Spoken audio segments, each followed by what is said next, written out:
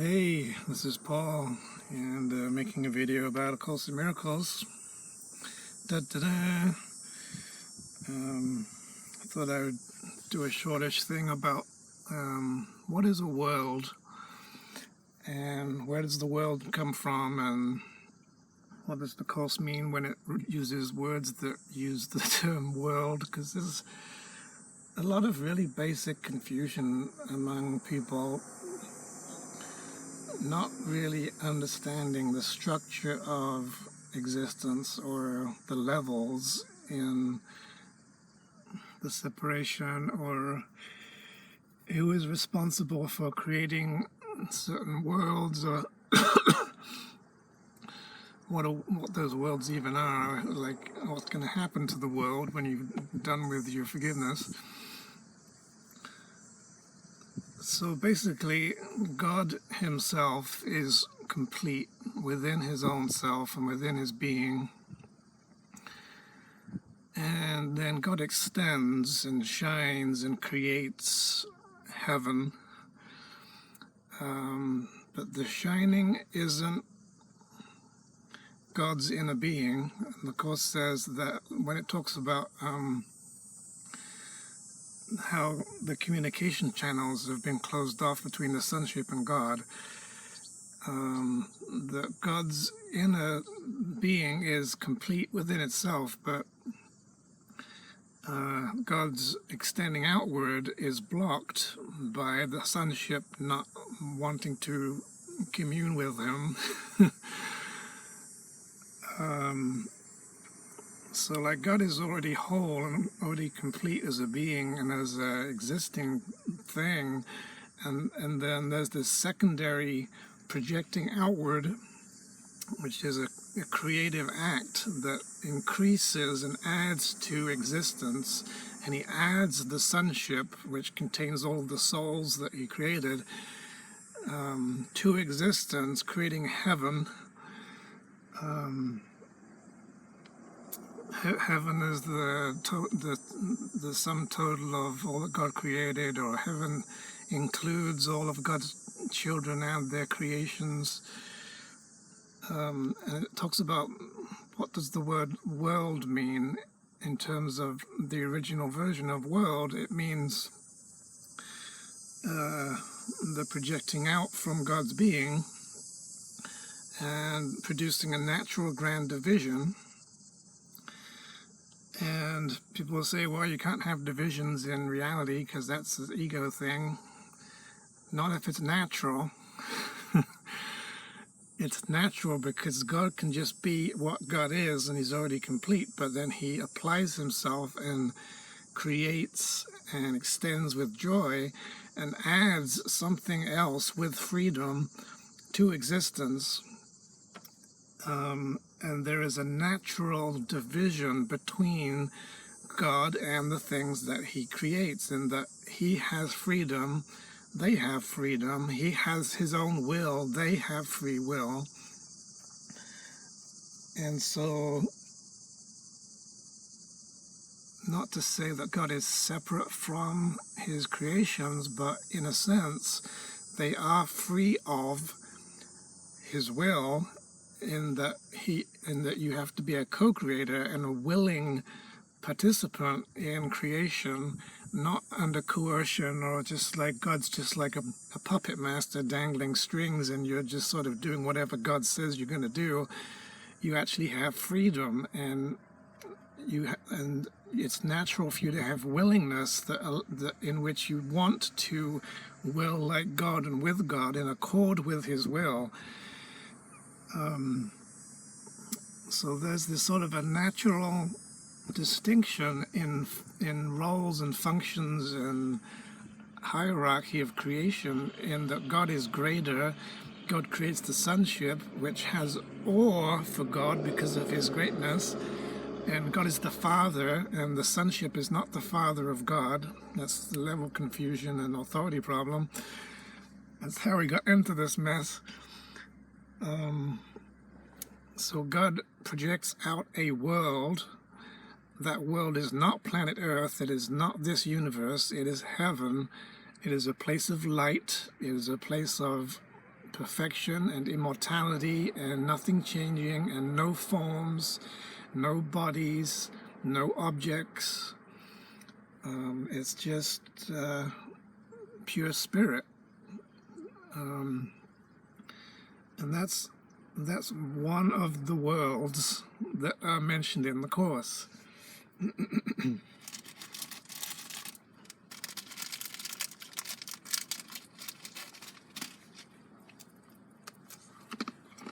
Now,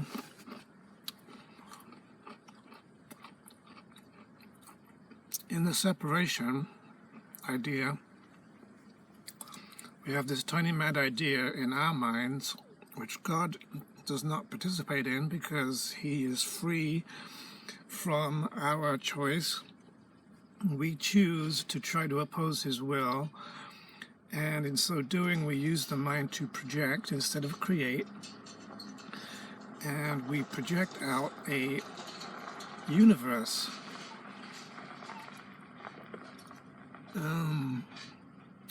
And this universe is a universe based on the idea of separation, and it eventually results in physical reality, the physical universe, not just the earth, but the whole universe is regarded as the world you made.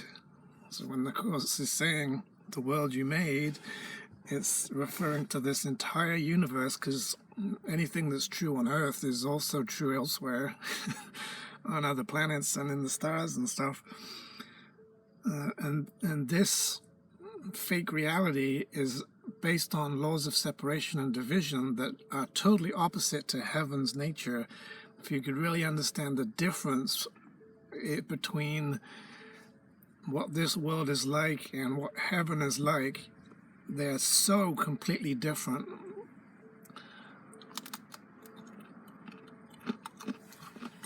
One of my favorite quotes is where Jesus talks about how God could not have created two minds, with heaven the happy outcome of one of those and then the earth as the sorry outcome of the other one, which is heaven's opposite in every way.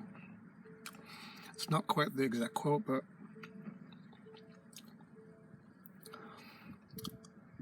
this entire universe is completely unlike God's world.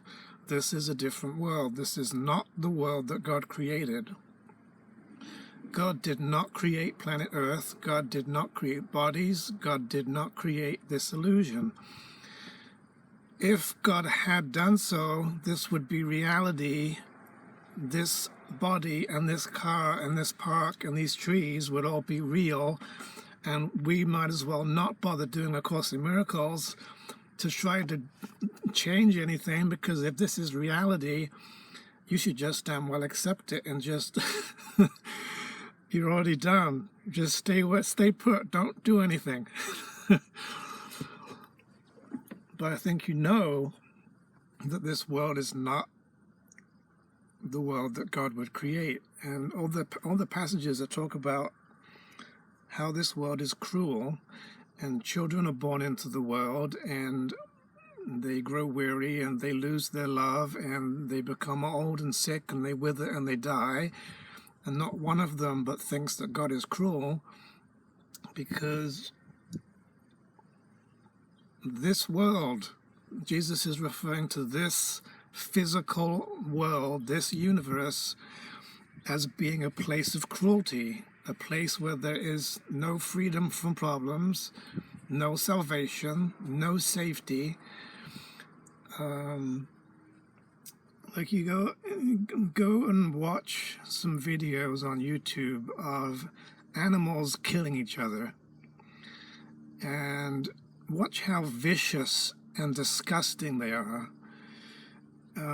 as they rip themselves apart and eat their flesh while they're still alive. It is extremely cruel. There's no mercy. It's horrendous. You know, do you need to be reminded of how cruel this world is in order to get that God would not create a world like this? see pictures from wars and pictures of murders and dead bodies and people's sicknesses with horrendous disfigurements, and you say, sure, this is the world God created. Fuck that, is it? Fucking hell. Fuck no way, no fucking way is this world even remotely close to what God would create for his son, that his son would deserve as a place to live forever.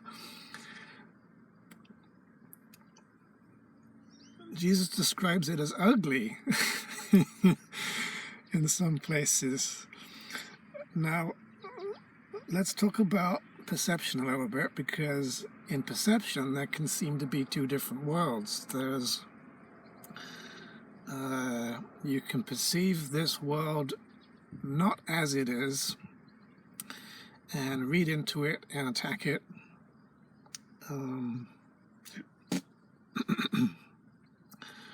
and see it as causing you and experience it as a nightmare, where you're being attacked and everything's going wrong. False perception. That's the experience of hell, as if you're experiencing this world as if it is hell on earth. And that's what the Course means by hell. You are in hell if you're not in heaven. And if you don't think this is hell, what the fuck? Take a look around. You don't recognize it as hell because you actually believe this is a heavenly place that has switched places with heaven, and you want it, and it's desirable, and it's attractive, and it's full of wonderful things and specialness and idols and things to worship and things to get. It's still hell. As you purify your perception, and let's just make it clear that your perception is not an inherent part of your mind. It is an artificial activity that is based on separation. You're not supposed to have perception at all. Perception is not awareness. And Jesus says perception of the truth is not the same as knowing it. When you purify your perception and you see this world which you made as it is, rather than with all of your projections of hate and sin on it, you are seeing the world with forgiving eyes. You're seeing it with the Holy Spirit's way of seeing it. You have true perception. You're in forgiveness. You're in the atonement. And you're in the happy dream. And you're in the real world. Those are all the same thing. So you get to this place of the real world.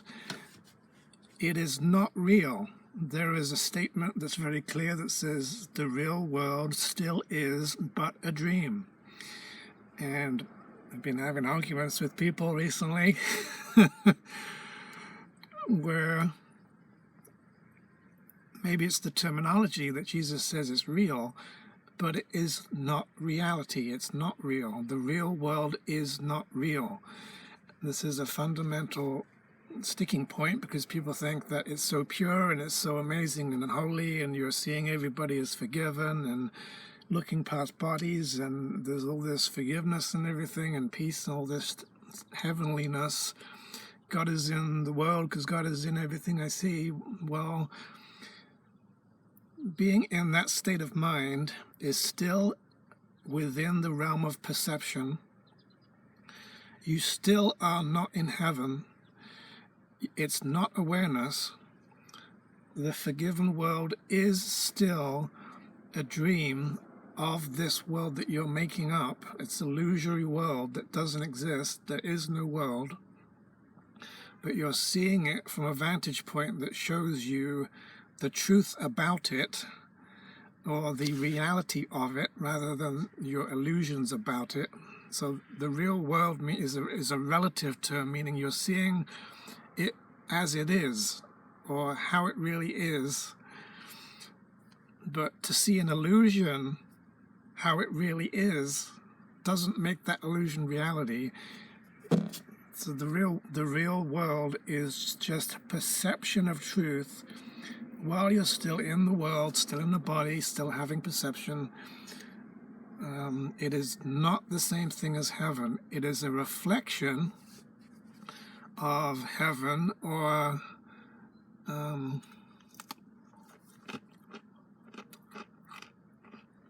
Jesus says it's how it lines up with God's will, but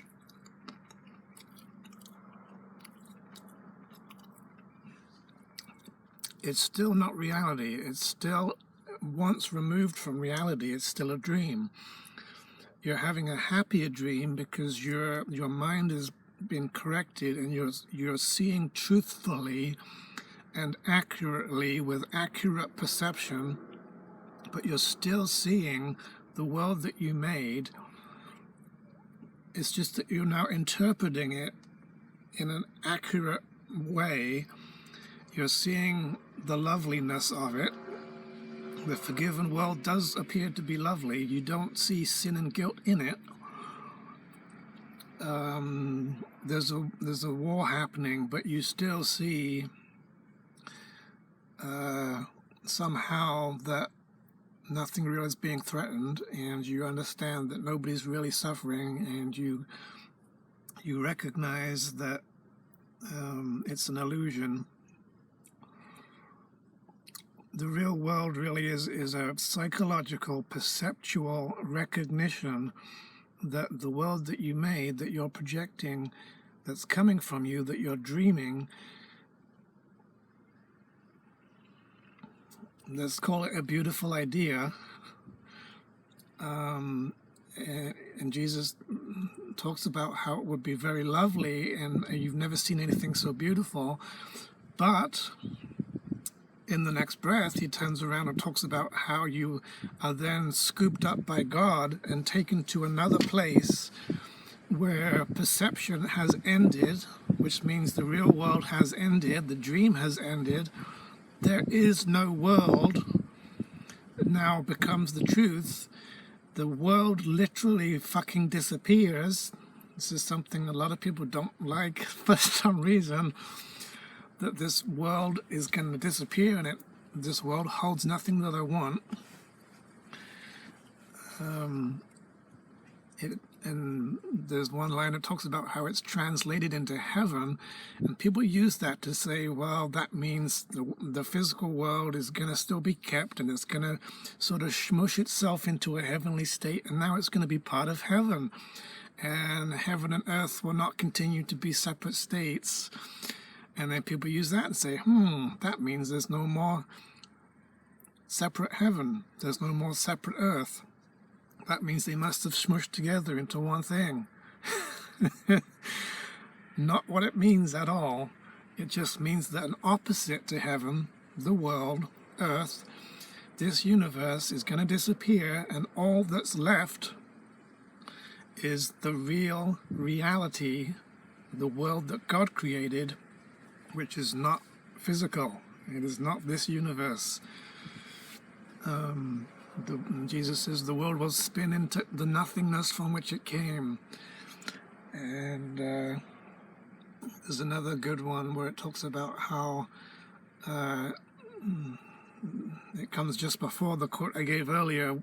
Heaven is the one alternative to the strange world that you made.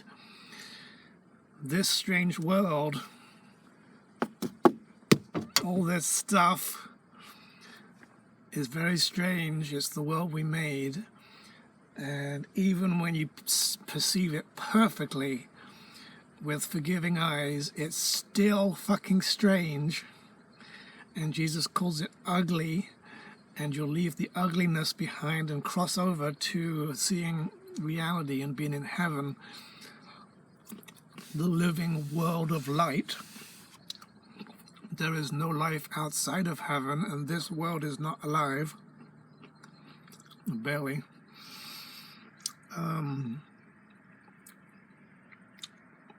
So heaven remains the one alternative to the strange world you made, and heaven and earth are opposite in every way.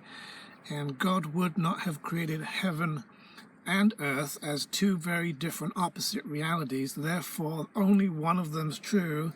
The only one that's true is heaven. Earth is an illusion. It doesn't exist. And this is why the Course says this is a central teaching, a central teaching that many people do not want to accept and will fucking squirm all over the place, blurring boundaries and switching up levels and combining heaven and the real world and manipulating words and twisting statements around to try to keep the frickin' world. Jesus says this is the central lesson the Course would attempt to teach. There is no world. The physical universe doesn't exist. And then you say, you use terms like that when you're trying to explain this to people, and then they'll say, the Course doesn't even mention physical universe. You're like, fuck off. Of course it means that. There is no world. There was some extra material that Jesus gave to Helen that was published in Absence from Felicity about Jesus' resurrection. And he says about how together we will watch the world disappear. And there's many places in the Course. There's not just a few. There's quite a lot of statements that are very clearly saying that this universe, this world is going to disappear. And it never really existed to begin with. It was always a dream and an illusion that we made up.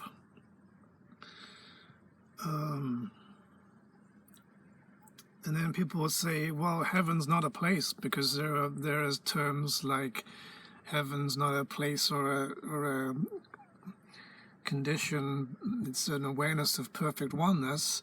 Then they will confuse perception with awareness. Perception is part of the level of consciousness, which entails a split mind. Awareness is not part of consciousness. It is superconscious. It is beyond perception. Having an awareness of perfect oneness happens outside of perception, outside of bodies, outside of this world, in a different dimension, heaven, where you have awareness of God's reality and God's world and God's creation, the sonship, and all the things that you created. But people will use things like that, and then they'll use things like, God is in the world, or God is in everything I see. God's in the world because God's in everything I see. And then, well, that surely means God is in the world, in this world. Well, you got to think about that. If I'm having perception of this world, and perception is an illusion because it requires a split mind, and it's part of consciousness. It was the first split introduced into awareness. And perception is always a dream. It's always an illusory experience. It's not natural. If I'm perceiving God in the world, and I truly am seeing all of God at the same time as seeing this physical universe, God has to be inside my perception. And that brings God out of heaven into the world and kills him and makes the world real. It's bullshit. It is level confusion. That whole lesson where that statement is given is geared towards trying to get you to realize that what's in you, you're projecting out and seeing outside you. And so if you stop projecting sin and guilt, you'll stop seeing sin and guilt. And so the goal should be to try to see a reflection of God in the world. And in there is kind of a loose term, so that you'll get to true perception. And when you're in true perception, you'll see the reflection of heaven and God in everything you see, rather everything you perceive, but you're still perceiving. You're still once removed from reality, once removed from heaven, once removed from awareness. That seeing is perceiving, it is not awareness. And a lot of people get hung up on these statements. The structure of what's happened is very, very, very, very simple. Okay, God, one level. God expresses himself, creates heaven, reality, one level. People in heaven decide to pretend to make a world that doesn't exist, creates this physical universe and bodies and perception. All of the stuff on this level is bullshit and doesn't exist.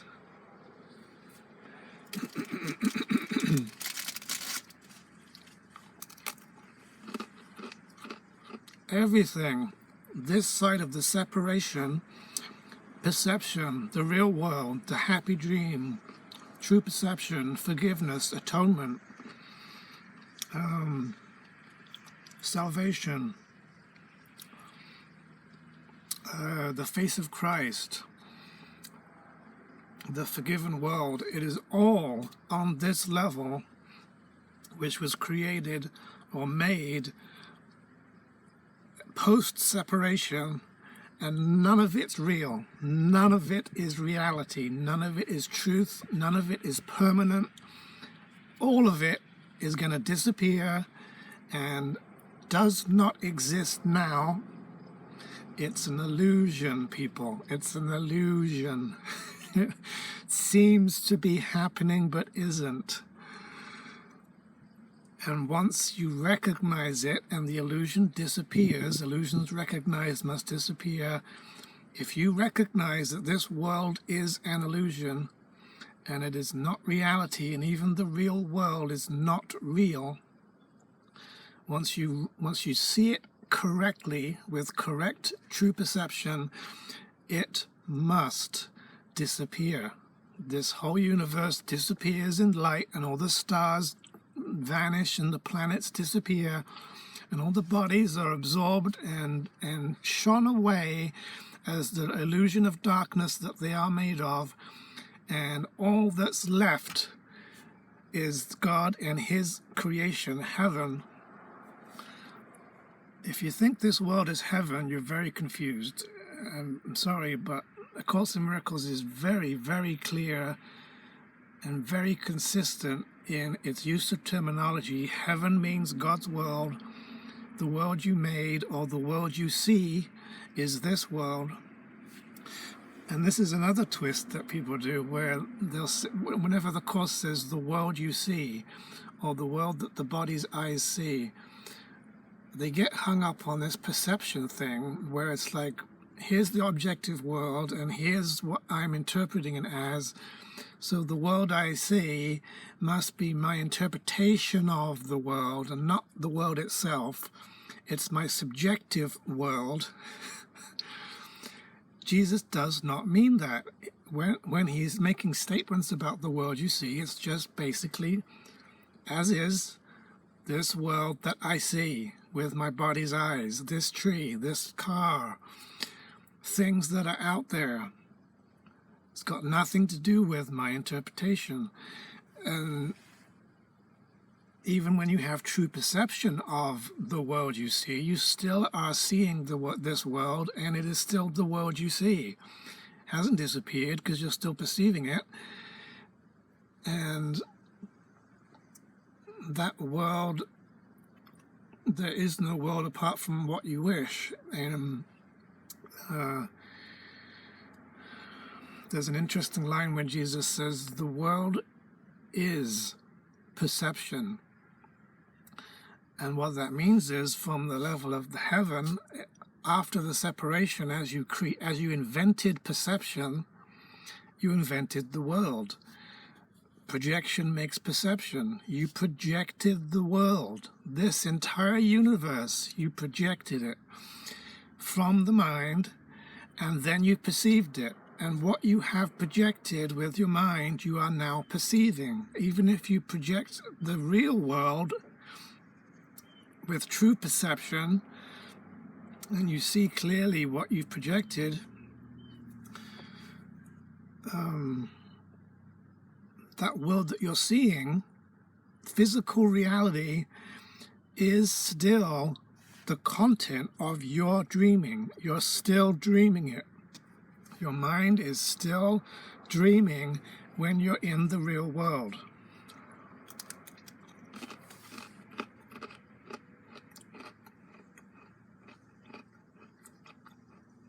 This is why some people will wake up to true perception and they're awake in the dream, aware that it's a dream, but they're not stopping dreaming. The only way to stop the dreaming is to stop having perception. And that means you stop projecting a world, and therefore you stop perceiving one. Projection makes perception, comes to an end, and all that's left is no more projecting. I'm just going to create with God's reality in heaven. So the world that you see and the world you made are the same thing. This physical universe is coming from your mind as a miscreation. You are making it be there with your projection. I'm projecting this tree, I'm projecting this car, I'm projecting this body, I'm projecting all those buildings, I'm projecting the sky and the ground, I'm projecting this planet and the clouds and outer space and the sun. We are projecting it with the mind, having a collective dream. Your brother thinks he made the world with you, and within the scope of that projecting, that puts physical objects show up because of your projecting. It is not projecting onto the physical objects that's the whole problem. It's that you're projecting in the first place, putting the frickin' physical objects there, and then you're projecting more shit on top of the physical objects, and now you're twice removed from reality. So when you're in false perception, it's not bad. It's bad enough that you've separated from God and gone from heaven into the real world and made this world, and all the physicality of the world, you've made it up in your dreaming. That's one level of projection that has produced this perceived world. But now, in addition to that, now that you find yourself being a body and you're not having true perception of the world that you're projecting, and you start believing that you're not projecting the world, and you don't see it coming from you, and you don't think you're the dreamer of it, you go into false perception, and now you're adding another layer of shit on top of the projection that you already were projecting. So now, if you're going to fix your perception, most people seem to think that that means I'm going to fix how I interpret or look at what is here. Great. That'll take you to a certain position, but you're still responsible for putting the whole world here with your projecting.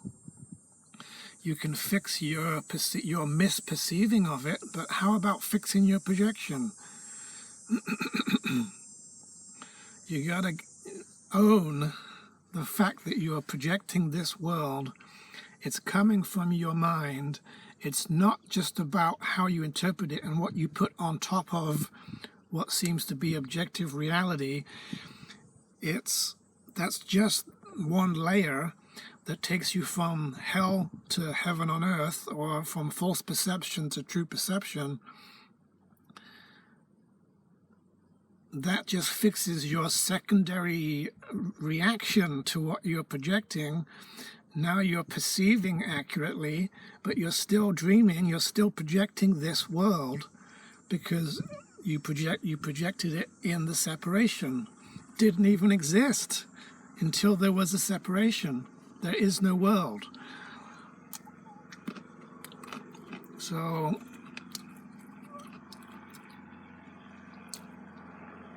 yes, you do need to shift perception from false to true. so that you can see this world as it is. But that's not all there is for you to get done, because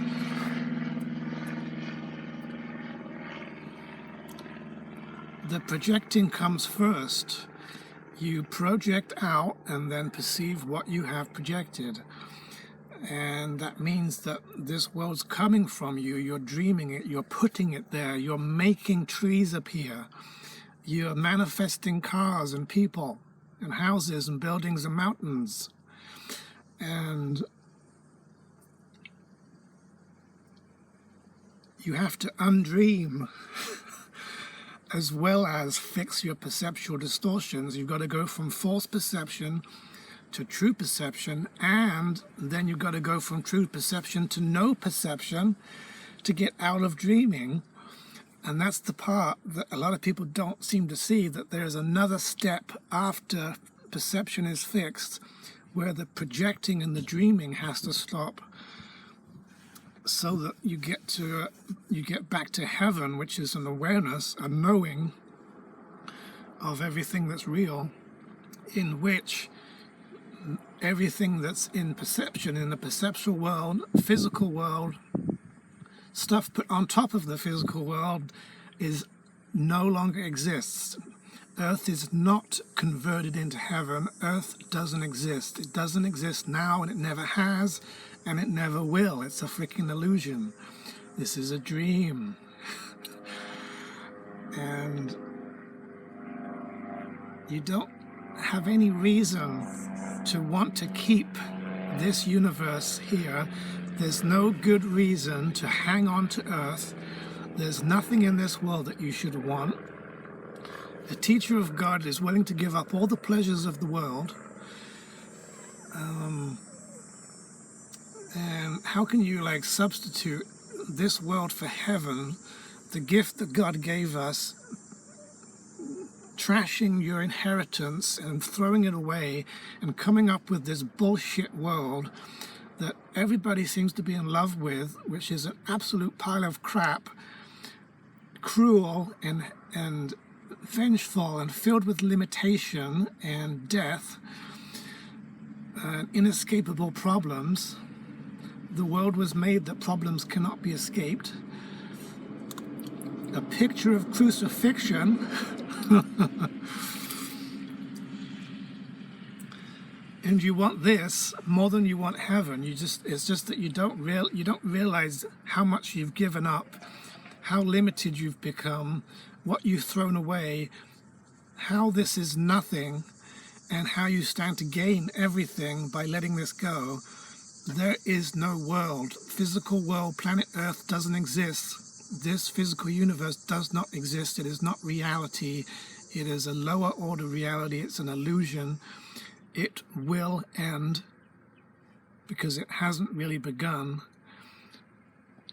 And you don't need it.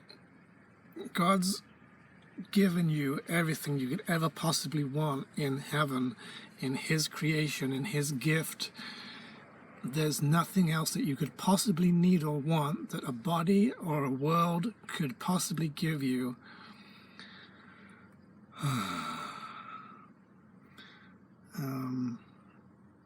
There should be some really wonderful quote that I'd throw in here, but heaven is a choice I must make. Lesson, I don't know if it's 131, but no one can fail who seeks to reach the truth. It takes you beyond the real world into heaven, accompanied by angels. Heaven remains your one alternative to the strange world that you made. There's no life outside of heaven. Heaven is your home. Let me recognize this world is not my home. So I think I'm going to stop there. Only love is real. Keep it real. Till next time, bye.